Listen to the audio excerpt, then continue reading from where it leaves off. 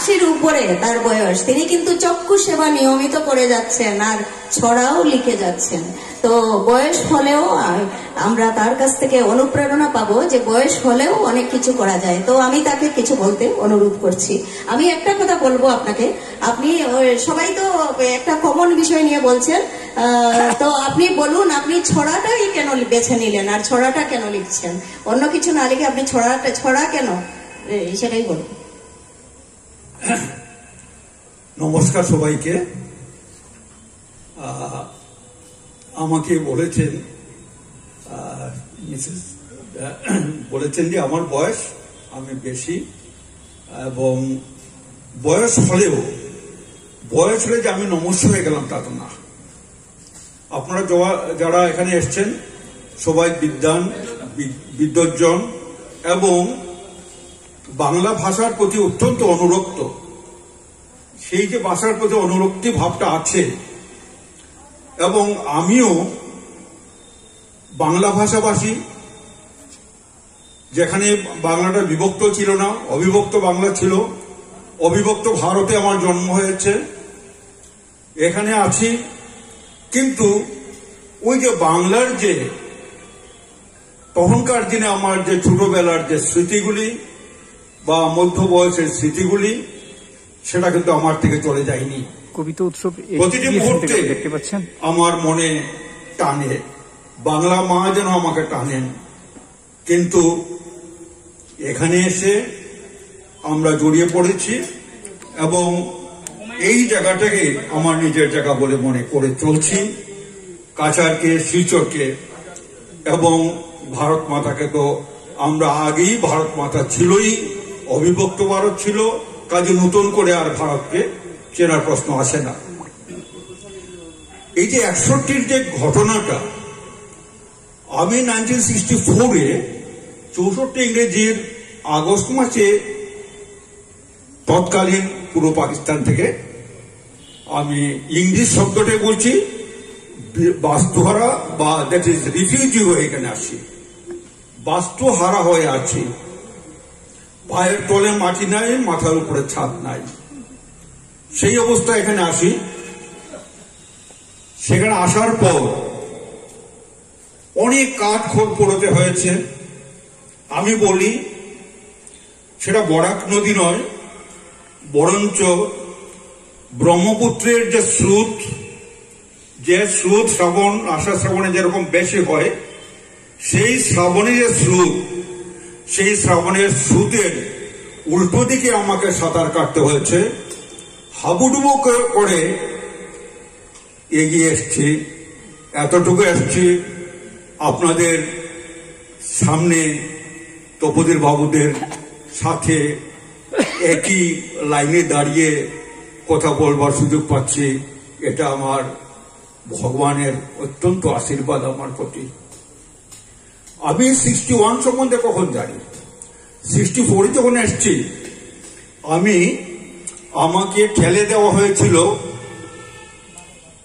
সাইহা PL regional council, বার্মার বর্ডারের দিকে, মিজো হিলস ডিস্ট্রিক্টে।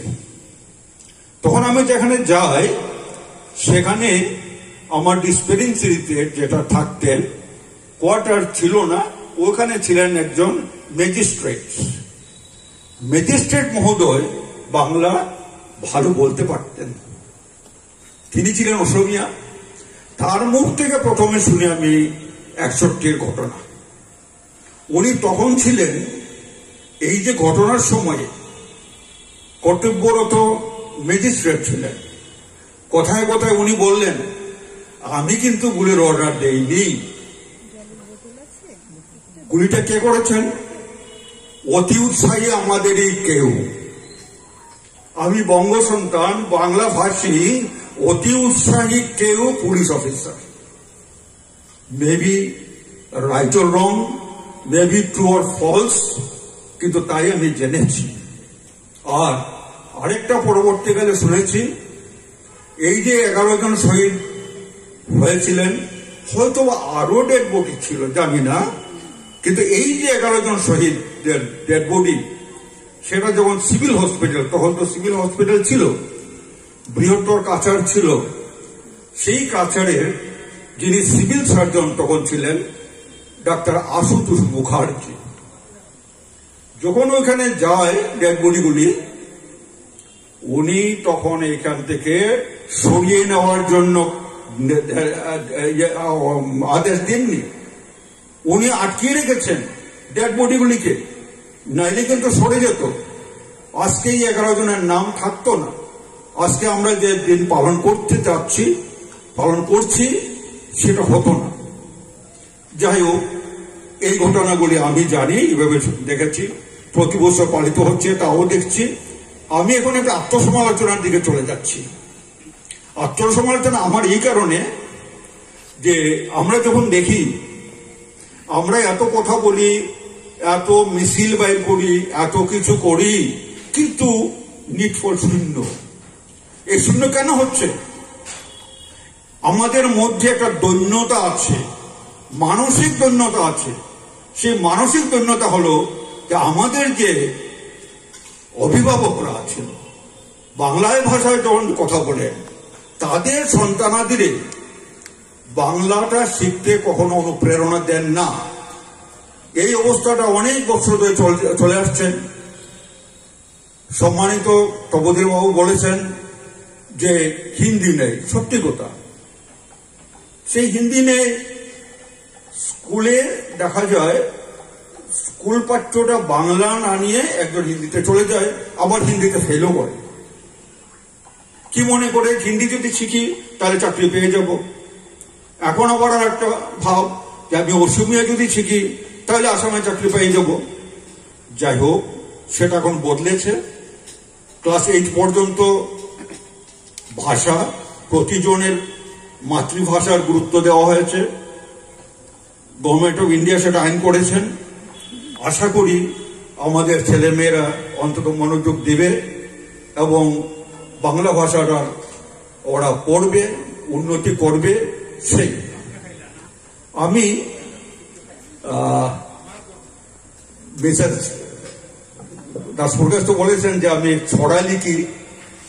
ছড়ার আমার ছড়াছড়ি আছেই, তবে হাট্টিমা টিম তারা মাঠে পারে ডিম, ওই ধরনের ছড়া আমার বড় কম হয়।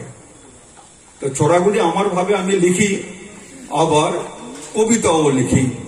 এই কবিতা দিয়ে আমার প্রথমে লেখাটা শুরু হয়, তাও আবার আমার চাকরি থেকে অবসর প্রাপ্তির পর 63 ইংরেজি বয়সে আমার শুরু হয়।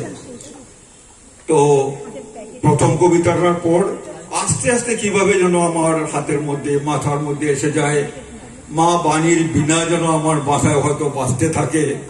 কলমটা ধরি, আবার কলমে কিছু লিখে নেই, আর লিখে নিয়ে ফেসবুকে বা হোয়াটসঅ্যাপে দেই, পত্রপত্রিকায় দেয়, আর লিখি।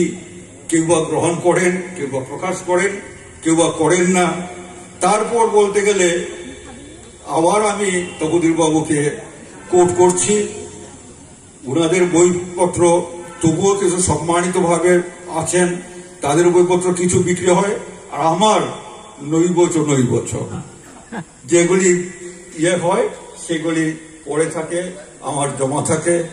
কানাডার থেকে আসছেন মিস্টার বিশ্বাস, তারপর বাংলাদেশ থেকে আসছেন মিসেস কি যেন নামটা ভুলে গেলাম। আপনাদের ধন্যবাদ, অশেষ ধন্যবাদ। আর আপনাদের তো আমার যেহেতু ওইখানের সাথে জন্ম, সেখানে জন্মের পরে আমি মাছ ভাত খেয়েছি, বড় হয়েছি, ডাক্তার হয়েছি, কিছুটা ওখানে, তারপর এখানে, তারপর পাঞ্জাবে, কর্ণাটকে, এইভাবে হয়ে আমার কর্তব্য চলছে। আর আমার পরম সৌভাগ্য আজকে এই যে বিশেষ 4 জন গুরুজনের সঙ্গে আমি যে এক মঞ্চে দাঁড়িয়ে কিছু বলতে পারছি, আর আপনাদের আমার কথাগুলো শুনছেন, তার জন্য আমি অসংখ্য ধন্যবাদ জানাই। বাংলার জয় হোক, বাংলা ভাষার জয় হোক, বাংলা সবাই পড়ুক, বাংলার উন্নতি হোক। দেশ বিদেশে কিন্তু বাংলা চলছে। আর যদি আমি বলি, সেটা গর্ব যেন হয়, যেটা সত্যি কথা। আমার ছেলে ইউকেতে আছে, আর আমার নাতি নাতনি পুরো বাংলায় কথা বলতে পারে এবং কিছু কিছু বাংলা অক্ষরে লিখতেও পারে। ধন্যবাদ।